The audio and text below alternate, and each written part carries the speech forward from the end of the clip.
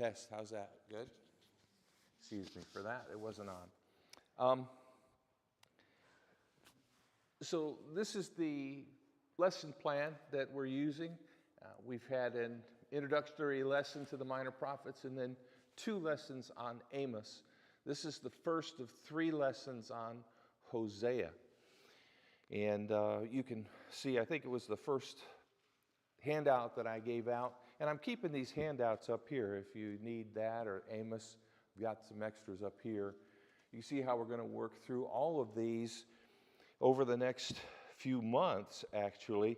When we're studying the minor prophets, we're looking at 12 separate books. As a matter of fact, in the Old Testament, as the Jews arranged it, these were all just one book called the 12. And it was one scroll with all of these on it. 12 different authors, written to many different nations, spanning over 400 years. We've covered Amos already in the message from Amos, judgment is coming.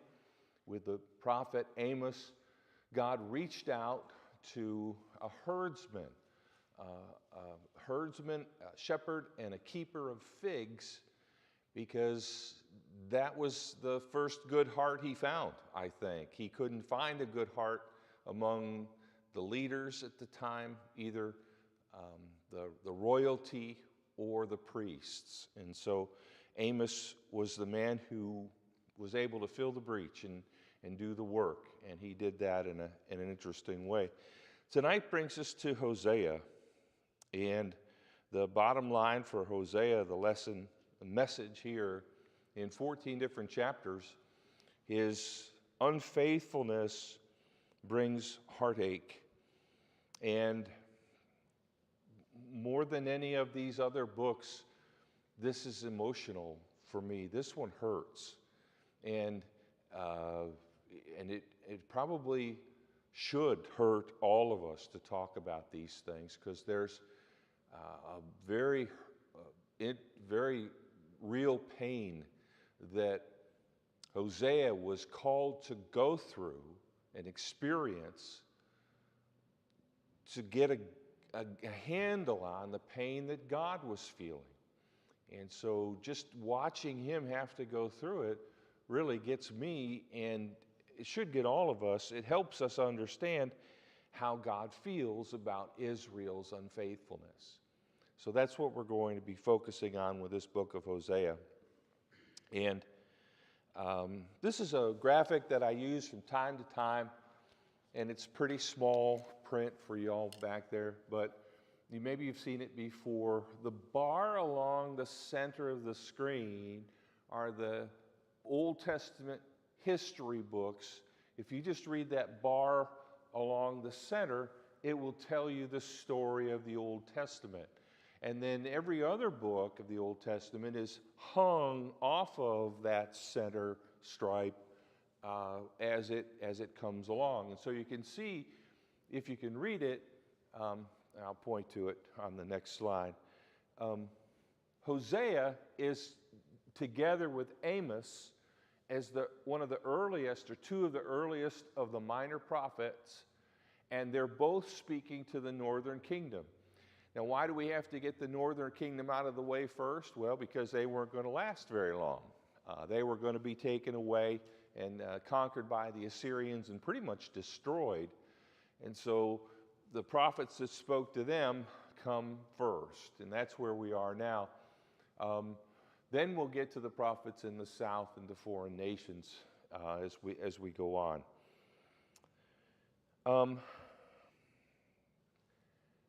Hosea 1:1. The word of the Lord that came to Hosea the son of Beeri in the days of, and then we get a list. He's doing us a favor again for our chronology so we could figure out when he was writing. It was in the days of Uzziah. And remember, we're going to get to a graphic in just a minute. The other name for Uzziah was Azariah. So Uzziah, Jotham, Ahaz, and Hezekiah, kings of Judah, and Jeroboam. And remember, there were 2 Jeroboams. This is Jeroboam the second, the son of Joash, king of Israel. And so with that list given in verse 1 of chapter 1, I just go back to this chart that we used when we were just doing the divided kingdom, and you can see where we are. Remember, Uzziah is the same as Azariah. So Azariah, Jotham, Ahaz, Hezekiah, those are the four kings that were in power successively during the time that that Hosea was speaking. And it only lists Jeroboam II on the other side, but you can tell there must have been some others there. But Jeroboam II is the one he's focusing on, and so he just listed that one. He listed the four in Judah to give us the timeline, and just mentioned Jeroboam II. Mark? So one of the things that's interesting to me when you read through like these lists of names, in this case these lists of these kings, so you got a couple things going on. One, it ties down the lives of these people that we're reading about to a certain time period. So it gives us a timeline. They didn't have, like, you could say, okay, 1969 Right. this happened, or 1958 that happened, or whatever. They didn't have that. So this is how they tie down the timeline. This is how God ties down the timeline. But also it validates what you're reading here. Every time you read these lists, these genealogies, this is not a genealogy necessarily, but when you see these lists of names, it's validating these things. There were, back in the 1800s, there were a lot of scholars that said, oh, these people never really existed. It was kind of like Camelot. It was all made up.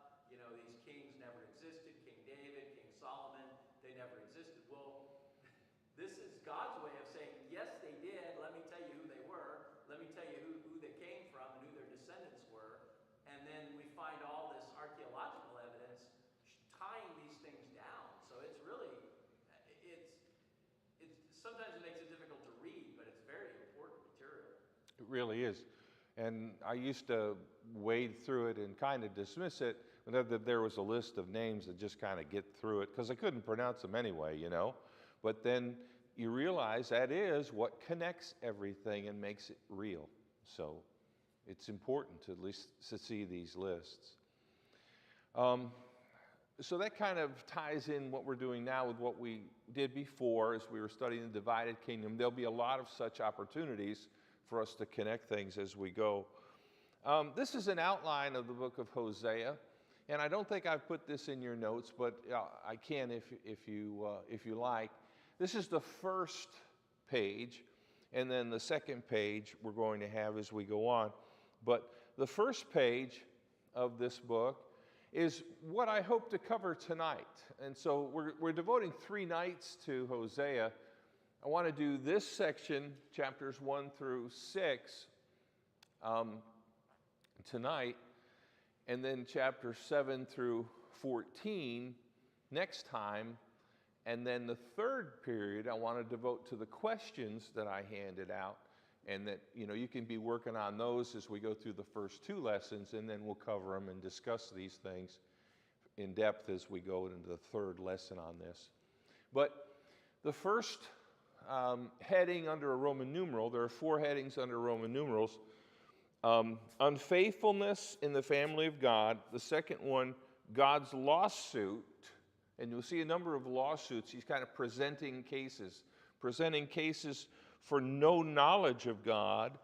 The third section with Roman numerals, God's lawsuit for the lack of steadfast devotion to God. And Roman numeral 4, God's lawsuit for deceitfulness.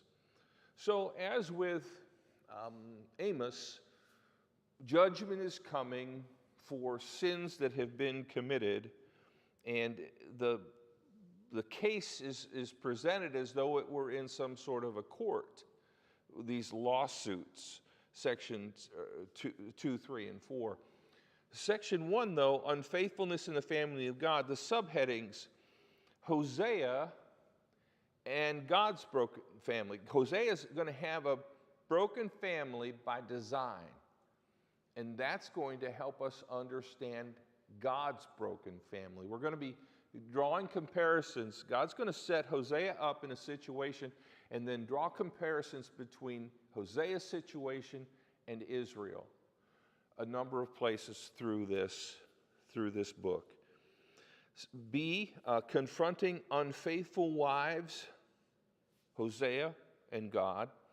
And then C, restoration of broken families. Hosea's broken family is going to get restored, and then God's broken family, we hope, is going to be restored, looking ahead.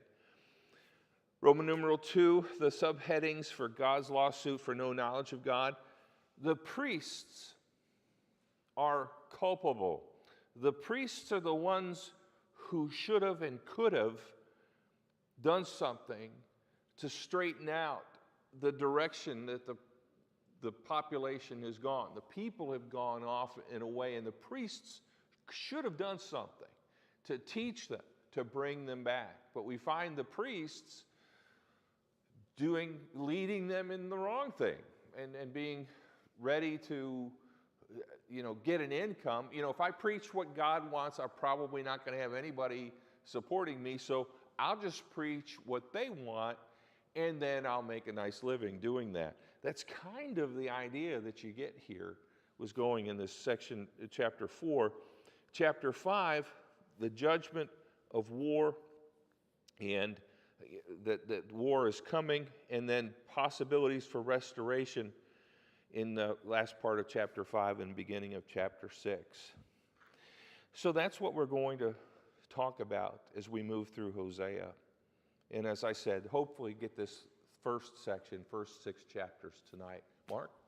So I'm remembering that the nation of Israel at this time was doing very well economically, materially. True. But they were morally bankrupt. And True. so you can kind of get the sense for the religious leaders, for them to say, hey, you people are really doing wrong, you're sinning, you need to repent. It's a lot harder to do that than to say, oh, everything's great, slapping people on the back, how great everything is. Well, things are not great. Things are good materially, but they're not good spiritually. And you can kind of get the sense of what that would be like, I think. It's true. The first time I've ever referred to Tina Turner in a Bible class. You're here for it. How about that? What's Love Got to Do with It? Remember that song? 1984, I think, is when that came out. In 1984, what's love got to do with it? That's really a question for this book. What's love got to do with it? And it's got everything to do with it. A committed relationship, being faithful to the person that you're betrothed to. That's the principle here that is being talked about. Love has everything to do with Hosea. And the handout that I've given you for Hosea, on the last page, page 4 of that, I put some excerpts from a commentary I thought were pretty good, talking about love. When we say love, in my own life, when I stood and I promised to said the vows in our wedding, you fully intend as a young person to keep those vows. But looking back over the years that we've been together, did I have any idea where we were going to go and what we were going to do and what all that vow was going to entail? Absolutely not. I didn't know where it was going. And as we've gone on, that love is richer, and it means different things now than when as a young man I stood and I made those vows. And so that happens. And so understanding love is, the second paragraph, it's difficult to comprehend God's love and hard for people to know exactly what it means to love God. So illustrations are important. Okay, love God. Well, what do you mean by that? Well, Hosea is going to tell exactly what that means. He is going to explain it. He is going to live it, not just explain it to us. Now, I mentioned that this book is difficult because it's going to talk about pain that comes from unfaithfulness in marriage. And it just strikes in a very sensitive area. And there are those even here that are struggling with this and having to deal with this. And it's an awful thing. And so, I mean, it's like I've got a raw nerve anyway when you mention this subject. I think that the pain that would come from this kind of infidelity would just be awful to bear. And I've got to at least experience it a little bit vicariously through Hosea. And it hurts for me to watch him go through this 2,700 years ago. And I know it's stepping on toes here too, and everywhere that you teach it. And so that's what makes this difficult to study, emotional to study. So I appreciate you sharing it that way, Jeff. And I think it's easy to look at this and say, oh, God told Hosea, go find a woman that's unfaithful and marry her, and get the sense that he doesn't have any emotional investment in that. But it seems apparent from the book that he does. And, basically, the point is made in Hosea 3:1. The Lord said to me, go again, love a woman who's loved by her husband, yet an adulteress. So it does seem like, to your point, he's mirroring the relationship that God has with his people, and it is a terribly painful thing. It's about pain. It's about us getting to understand God's pain in what Israel is doing. And faithfulness and unfaithfulness. That's right. That's right. So it's one thing to be called to teach and to understand these things and to teach them. It's another thing to be called to go live it. And Hosea was called to live it out in his own life. And God gave him that burden to bear. Very specifically. He doesn't give everybody this burden, but he had this burden to bear. The question, though, what's love got to do with it? Love's got everything to do with this. God's love for Israel and Hosea's love for Gomer. Well, another thing about that, we've answered question one with the exception of he also said to marry her and have children, but he didn't question it. He just did it. No questions at all asked. Like Abraham being told to offer Isaac, he's off the next morning, going right to the place. No questioning at all. And you just wonder, wow, I mean, how, wouldn't you want to bargain a little bit on this one? So, well, how about if, no, he just goes off to do it. Was a little misleading, though, Yeah. Well, on to the next section, dealing with Hosea and God's broken family. This is chapter 1, beginning in verse 2. When the Lord first spoke through Hosea, the Lord said to Hosea, go, take yourself a wife of whoredom and have children of whoredom, for the land commits great whoredom by forsaking the Lord. So the problem that we're dealing with is the latter part. The land is committing whoredom. And so we take the figure of God being the husband and Israel being the bride, and instead of being a faithful bride, by worshiping something else, Baal, Israel has become a whore. And this is strong language, and there's going to be some strong language in this book. It's a word we don't use very often, but it's the biblical word for what they've done. They've committed whoredom. And so to understand that or to relate to that, Hosea, you go get a wife from whoredom. And, with this being as blunt as it is, and as uncharacteristic as some folks might think, God is love, so why is he having him do this? Some folks really, some commentators go a long way to water this down and explain it away and make it make it seem to say something other than it obviously says. But you can see here what's being said, and it is pretty obvious. Some folks said it's illegal for a person to marry, or a man to marry, a wife of whoredom, but that was only true for the priests, by the way. That was true for the priests.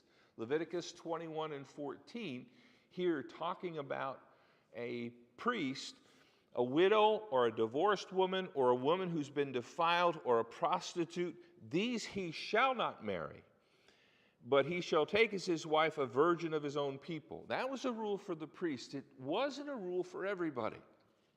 So Hosea didn't have to sin to break a law of Moses to fulfill this commandment of the Lord.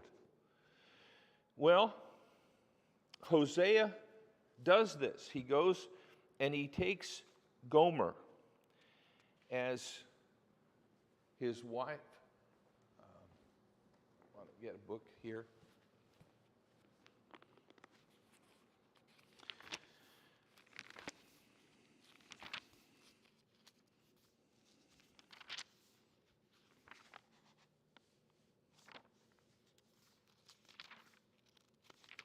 Shouldn't take me that long to get to it.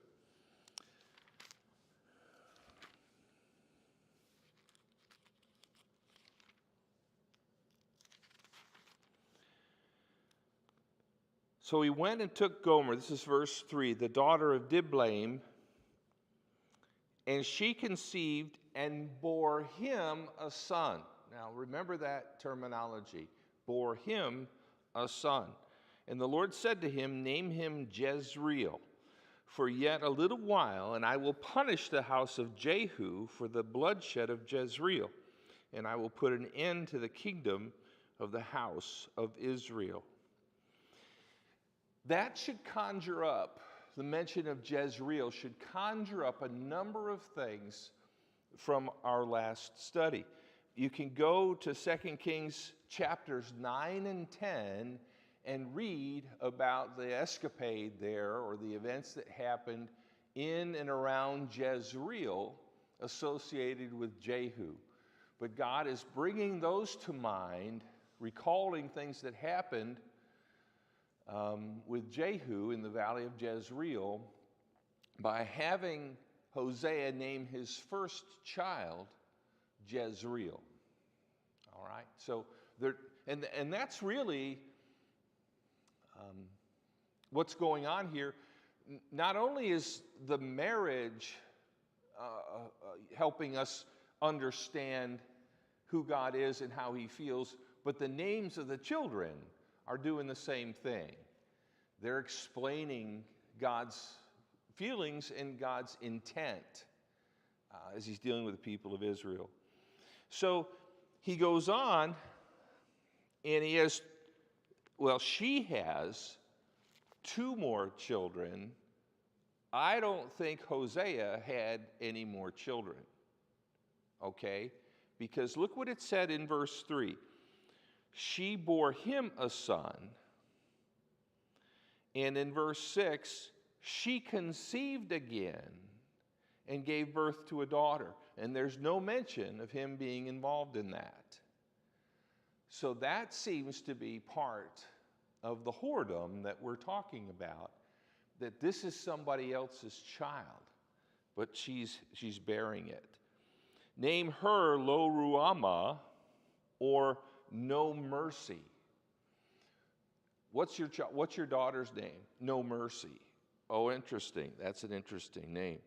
Why? For I will no longer have compassion on the house of Israel than I would ever forgive them. So in her name is a mention of God not being merciful to them anymore. And then he goes on, when she weaned Lo Ruhamah, she conceived and gave birth to a son. Again, it doesn't mention Hosea as being part of that.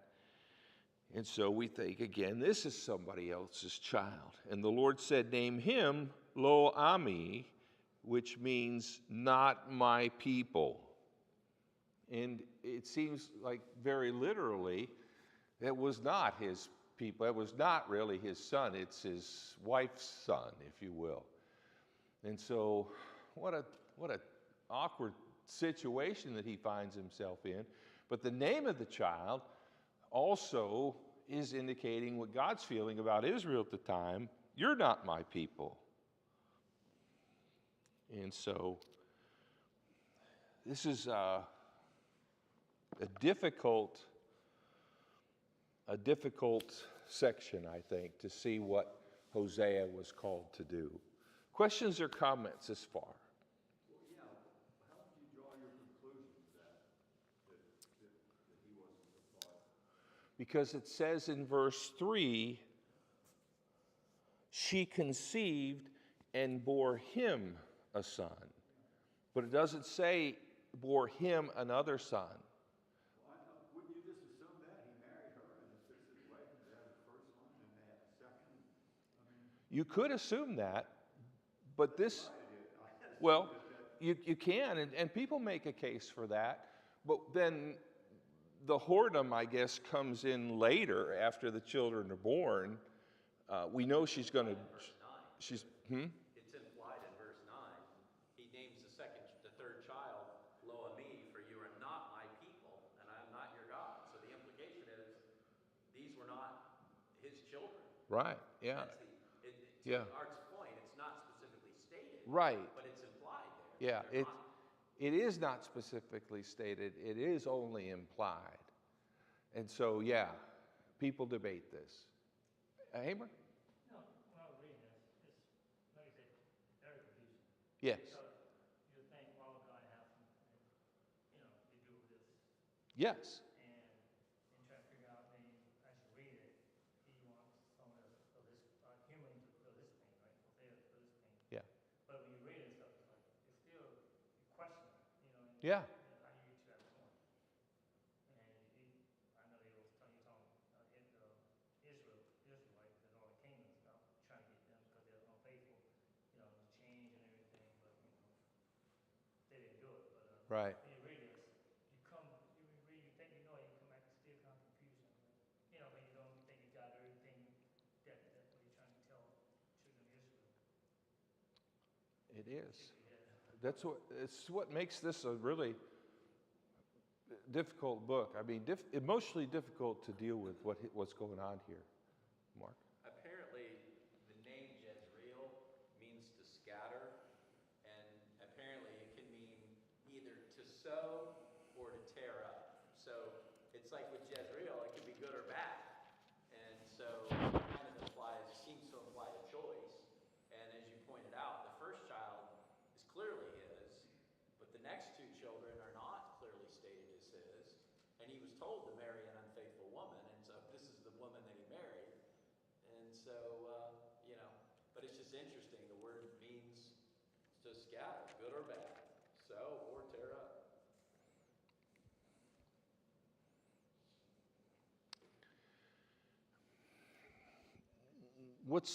What's really difficult about this, you read these pronouncements about the meanings of these names. No mercy. You are not my people. And you think, all right, God's really had it. He's done with these folks. But then in Hosea 2:1, say to your brothers, you are my people. And to your sisters, you have received mercy. Well, now, wait a minute. Which is it? And I think it's both.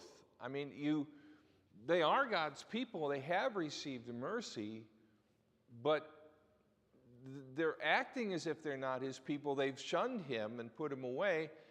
And so now they're not going to receive mercy. But it's kind of a struggle. I mean, I think you see God here struggling with what's happening too in how he says they're not going to receive mercy, but they have received mercy. It just seems like a reversal of God's pronouncements here in chapter 2 and verse 1. So, But isn't that the way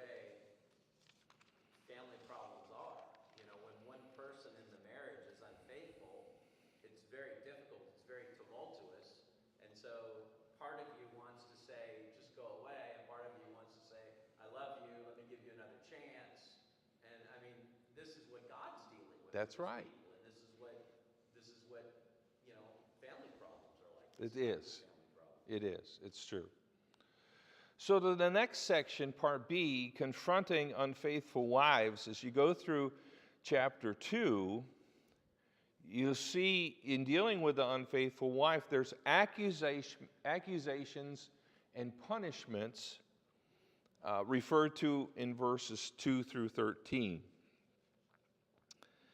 Contend with your mother, contend, for she is not my wife, and I am not her husband. And let her put away her harlotry from her face, and her adultery from between her breasts. Or I will strip her naked and expose her as on the day when she was born. I will also make her like a wilderness, make her like a desert land, and slay her with thirst. And I'll have no compassion on her children, because they're children of harlotry. For their mother has played the harlot. She who conceived them has acted shamefully. For she said, I'll go after my lovers, who give me bread and water, my wool and my flax, my oil and my drink. But he says he's going to do other things. And she's going to pursue these lovers in verse 7, but she's not going to catch them. She'll seek them, but she's not going to find them anymore. Then she'll say, I'll go back to my first husband, for who's better for me than now.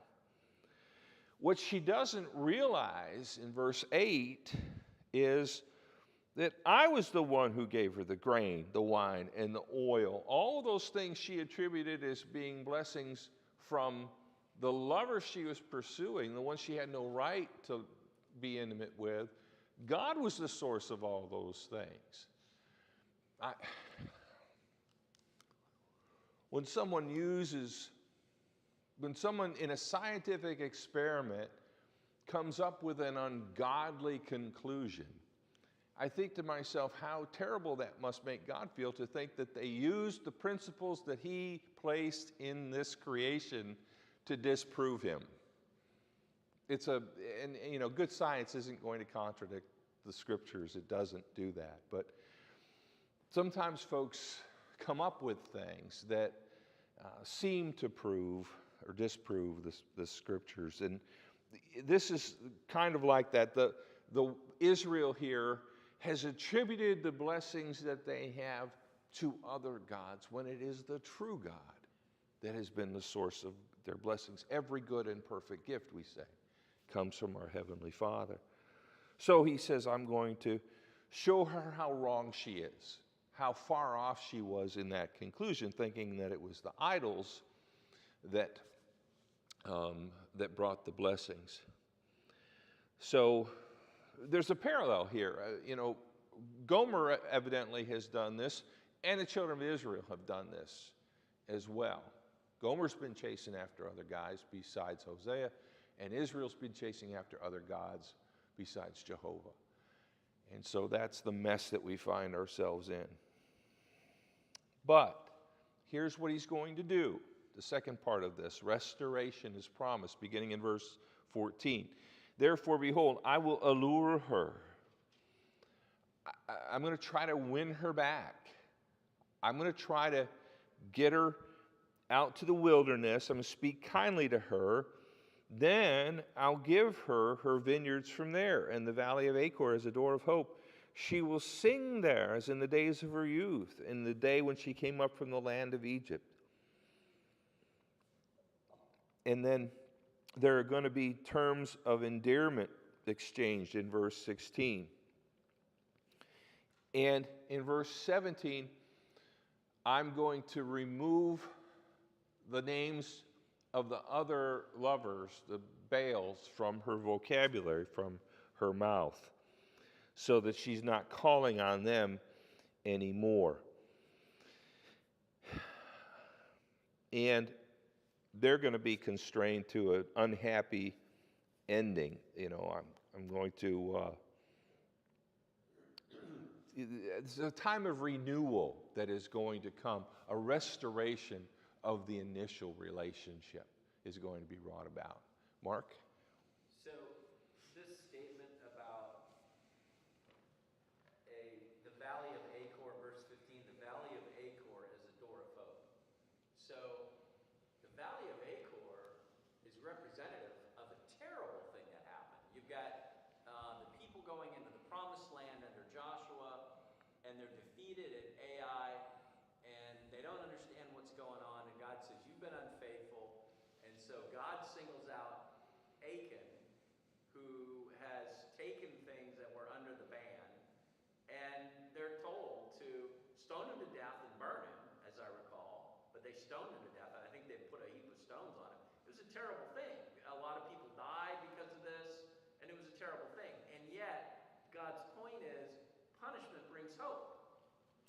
Well, and it was a restoration.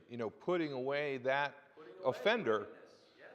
restored the rest of the folks to a right relationship, and they were able to go on and conquer after that. So, yeah, I mean, remember that lesson with that mention of Achor. So, one of the principles that we saw back in the book of Amos was that when God was disappointed with his people or unhappy with his people, he withheld the land from its produce. They would go through the motions of planting and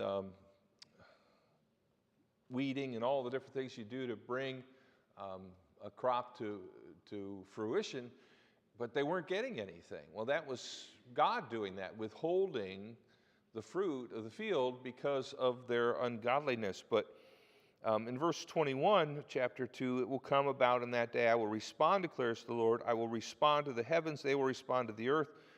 The earth will respond to the grain and to the new wine and to the oil, and they will respond to Jezreel. I will sow her for myself in the land. I will also have compassion on her who had not obtained compassion. And I will say to those who were not my people, you are my people, and they will say, you are my God. So the names of the children, Lo-Ami and Lo-Ruhamah, the Lo, I guess, means not. And take those off, Ami, Ruhamah, you are my people, you will obtain mercy. It's said in chapter 2, verse 1, and it's said in chapter 2, verse 23. So that's talking about, kind of bracketing this whole thing, talking about restoration. Mark? And he's talking about the church. He's talking about us. At Uh-huh. the end of verse 23, he says, I will say to those who were not my people, the Gentiles, you are my people. So Romans chapter 1, Paul explains to us that God gave us over to our wickedness. God gave up, as it were, on us as Gentiles. And he's going to say to us that we're not his people, those that we're rejecting, he's going to say, you are my people. So he's applying this even prophetically to us in the church today, and the Gentiles being allowed into the church. This meant something definite for them back in this day when Hosea was saying it, but there's another application of this, another layer of this that will be made clear by New Testament writers. That's right. Well, so we've talked about that. The restoration of the broken families in chapter 3, the restoration, Gomer is restored. Chapter 3, very short, just 5 verses. Gomer is restored. Go again, love a woman who is loved by her husband, yet an adulteress, even as the Lord loves the sons of Israel, though they turn to other gods and love raisin cakes. What do the raisin cakes have to do with it? Well, I guess that's associated with the other gods. So I bought her for myself for 50 shekels of silver and an omer and a half of barley. What? You bought your wife back? Yeah, well, yeah. I mean, I don't know exactly how much this was, but if that was the price of a prostitute, I went in and paid that so I could have time with my wife again. That's what this is talking about, I believe. But then I said to her, you shall stay with me for many days. You shall not play the harlot, nor shall you have a man. So I also will be toward you. We're going to be faithful to one another again. We're going to start over, reset here. And then that's the same thing in verses 4 and 5. For the sons of Israel will remain for many days without king or prince, without sacrifice or sacred pillar, without ephod or household idols. Afterwards the sons of Israel return and seek the Lord their God and David their king, and they will come trembling to the Lord and to his goodness in the last days. So, restoration now. They've gone through this whole terrible scenario playing out of a wife being unfaithful, Israel being unfaithful. It's going to get fixed at some point. We're going to get them back together. And Hosea, I don't know what's more difficult, Hosea being in the situation with an unfaithful wife, or then having to take her back. It seems very, very difficult, both of those. All right. I don't know if we can go quickly through the next maybe not. Maybe we'll just have to do a whole bunch next time and go, into the third period, third lesson as well. But this is where we start in chapter 4, Roman numeral 2, God's lawsuit for no knowledge of God. And this is where he comes down on the priests pretty big. Chapter 4, listen to the word of the Lord. For the Lord has a case against the inhabitants of the land, because there's no faithfulness or kindness or knowledge of God in the land.